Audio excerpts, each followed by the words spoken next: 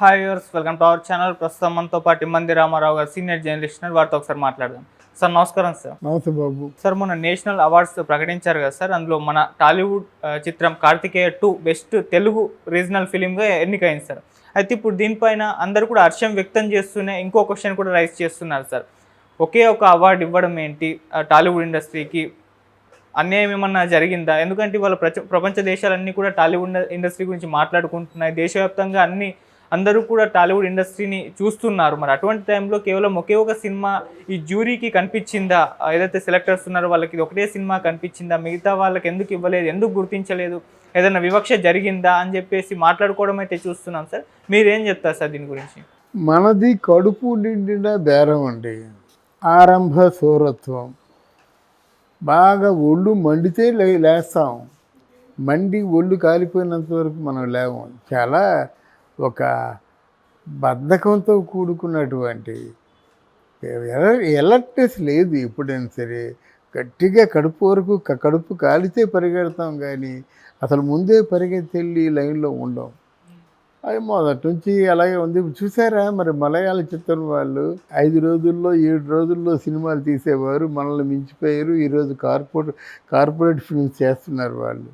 మాకు almost all national award మొత్తం ఏ రాష్ట్రాలకు వచ్చాయని ఆలోచించినట్టయితే మెజారిటీ పార్టు మలయాళానికి వచ్చి ఉంటాయి.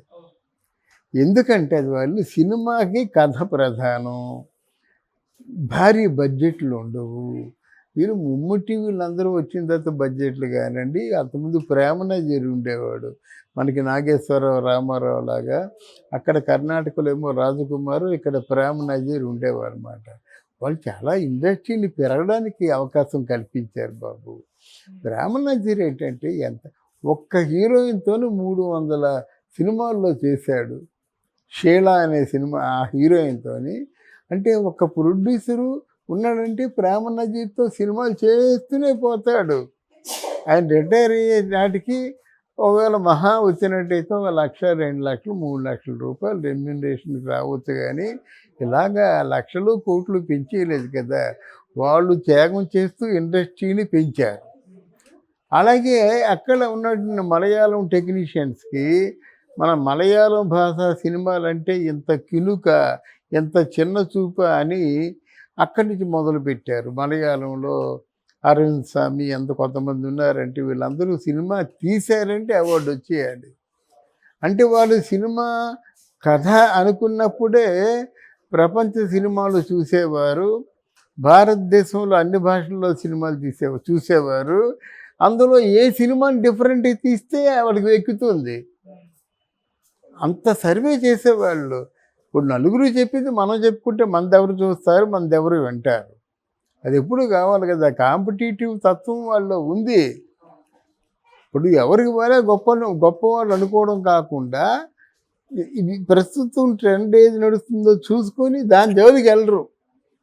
సినిమా తీసి భారీ బడ్జెట్లు కాకుండా కథాబలంతో ఆర్టిస్టులు పిండుకొని కావలసినటువంటి మసాలాలన్నీ దట్టించి అది కావలసిన ప్రమోషన్లు చేసుకొని ఏ విధంగా అది కూడా తెలివితేటలుగా ప్రమోషను. అంటే రాజమౌళి ఈ సినిమాకి ఎవడైనా ₹1 ఖర్చు పెడతాడా? ఎగబడి వెళ్ళి తీసుకుంటారు. ఆ ట్రెండ్ క్రియేట్ చేశాడు. ఆ ట్రెండ్ ముందు అంతకుముందే క్రియేట్ అయింది మలయాళంలో. ఏదో ఒక చిన్న జిమ్మికి చేస్తాడు, వీళ్ళు ఎగబడతారు, సినిమా ప్రమోషన్ అయిపోతుంది. సినిమా ప్రమోషన్ సినిమా మాత్రమే కాకుండా సినిమాలో ఏది హైలైటో అది జ్యూరీ మెంబర్స్ దృష్టిలో ఉంటుంది. ఏమైనా కొట్టాడు బ్రహ్మాండంగా ఉంది అని అనుకుంటారన్నమాట. ఆ విధంగా వాళ్ళు కృషి చేసుకుంటూ ఇప్పటి వరకు వాళ్ళ పేరుని నిలబెట్టుకుంటున్నారు. కానీ ఎవరు అడిగిన వాళ్ళు ఎవరిని అడుగుతారు? మీరు మా ఇష్టం అయ్యా, మేము ఎలాగే సినిమా తీస్తామని దిల్రాజు అంటాడు. మీరు కాదంటారా? అశ్విని దత్ అంటాడు, మాకు ఇంత నష్టపోయి ఇంకా రావాల్సింది చాలా ఉంది, నా నష్టాన్ని భర్తీ చేసుకోవాలా, ఇలాగా అవార్డు సినిమా తీయమంటావా అంటారు. దాసరి నారాయణరావు లాంటి మా గురుగారు ప్రముఖులు సినిమా తీశారు. ఆ అవార్డు వాళ్ళు ఎలాంటి వాళ్ళంటే 8 అవార్డులు బ్యాంక్ సందేశానికి ఇచ్చారు. నేను పనిచేశాను, ఇచ్చారు.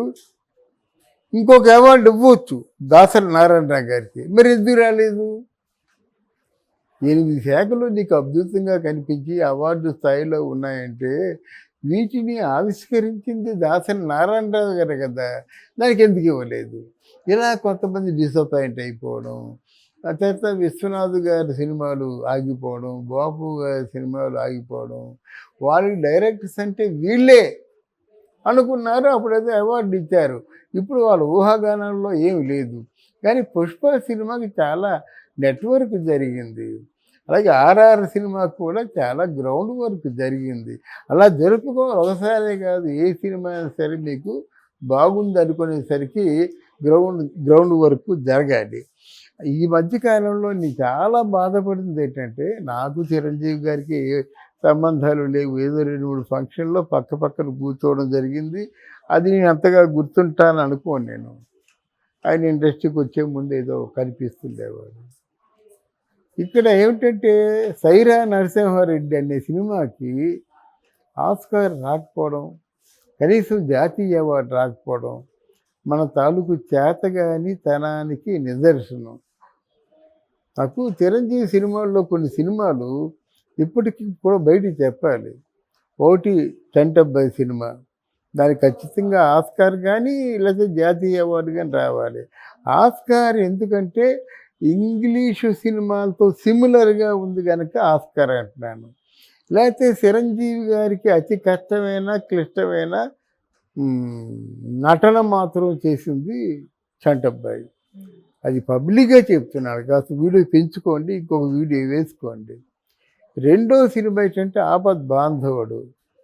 అందులో ఎంత బాగా చేశాడంటే అందులో ఆయన సజీవంగా నటించాడు. చాలా అంటే బోళాశంకరుడు అనే సినిమా టైటిల్ బోళాశంకర్ అని దాన్ని పెడితే సరిపోతుంది అన్నమాట.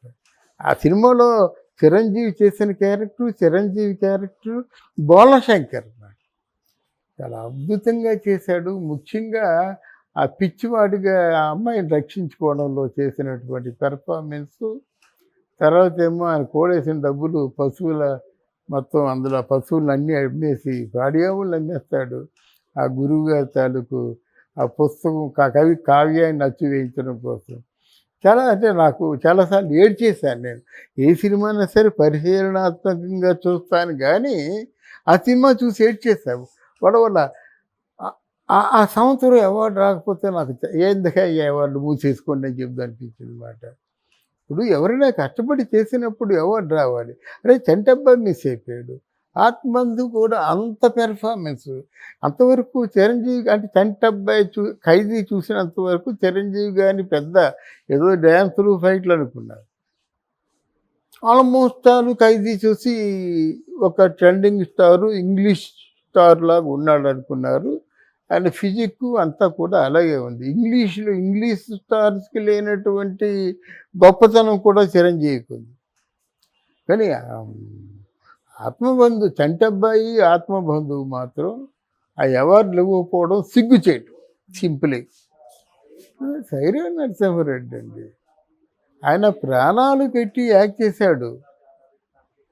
దానికి అవార్డు రాకపోవడం, అవార్డు నూచుకుపోవడం, ఇంకా ఈ అవార్డుల తాలూకు అసలు క్రిమినల్ వేస్ట్ అనుకోవటం అన్నమాట. అటువంటి సినిమాలు రానప్పుడు చెప్పేది ఏంటంటే, అటువంటి సినిమాలు రానప్పుడు తెలుగు ఇండస్ట్రీలో పెద్దలందరూ ఎక్కడున్నారు? తెలుగు సినిమా నిర్మాతల మండలిలో ఐకమత్యం ఉందని అనుకుంటున్నాను నేను. మరి ఆ ఐకమత్యం దానికి ఉపయోగపడాలి కదా, మన విలువలు మనం తిరిగి పొందాలి కదా. అది తెలుగు సినిమా అంటే భయపడిపోతున్నారు అందరూ.